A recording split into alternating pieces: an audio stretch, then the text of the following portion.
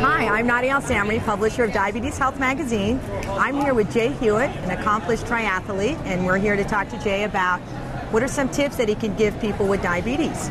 Jay, welcome to our booth. Well, thank you. I think it's great to be here. I'm really excited. It's been a while since I was on the cover of Diabetes Health, almost a year ago now, so I'm thrilled to be back here and talking to you. Great. So what are you doing now?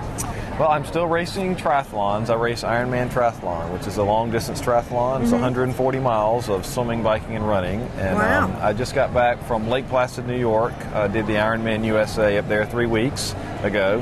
And then I'm still training, and I'll be doing a couple of races this year and doing a race down in Australia in November to finish out my season. So what are your challenges when you're training for these events and when you are in these events? Well, I'm a type 1 diabetic, so I've had type 1 diabetes for 15 years now. And I don't know what it's like to do the Ironman without diabetes. So to me, it's just a part of the race. And I incorporate all of my lifestyle activities of dealing with my diabetes into the race. And that's just checking my blood sugar throughout the course of the race.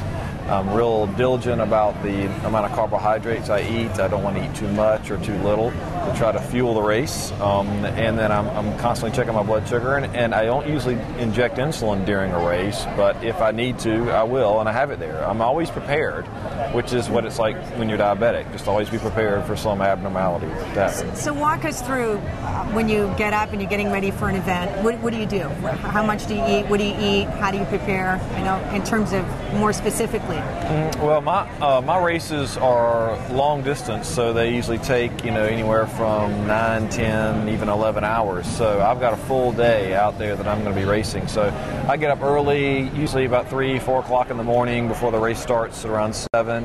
I check my blood sugar 3 or 4 times because I'm watching for trends. I use the One Touch Ultra meter, and I'm wanting to see what my blood sugar is doing. And I will cut down my insulin dose a little bit. I'll try to eat the same thing that I normally eat on a race day, so there's no surprises. Then once the race starts, my swim is 2.5 miles, and I can do that in about 55 minutes to an hour. I'll check my blood sugar again after that, and I'll take some carbs, a drink or eat something, and then I head out on my bike for 112 miles, and I'll check my blood sugar at least once out there, about 56 miles into it. And I'm eating constantly throughout the course of the bike ride, which is usually about 4.5 to 5 hours. Wow. And then I do the marathon. Now, were you a triathlete before you got diabetes, or is this something that you decided to make it a personal challenge after you got diabetes? No, I was not. This is something that I started doing after I was diagnosed with diabetes. So I don't know what it's like to do the Ironman without diabetes. So, you just, you come to that starting line with whatever problems and whatever perceived handicaps you've got, and everybody's got something they're trying to overcome. So, diabetes is not that big of a problem as long as you just have the discipline to be able to do what it takes to be able to get to the finish line. So how would you inspire or recommend someone, say that they want to start with a sprint triathlon that has diabetes? What would you suggest to them in terms of how to prepare for it or how to have the support? Sure.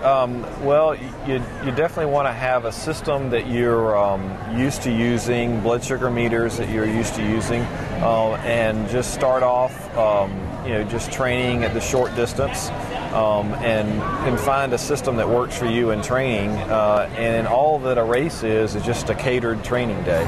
So, if you can swim 400 or 500 meters in the pool, and then you can bike 10 or 12 miles, and you can run 3 miles. You can do a short sprint distance triathlon, and if you've got things that have worked for you in training, then I know you can do it on a race day. And once you cross that finish line, you're so glad that you did, and you're amazed at what you were able to do when you really at first thought that it was going to be something you couldn't do. You can do it.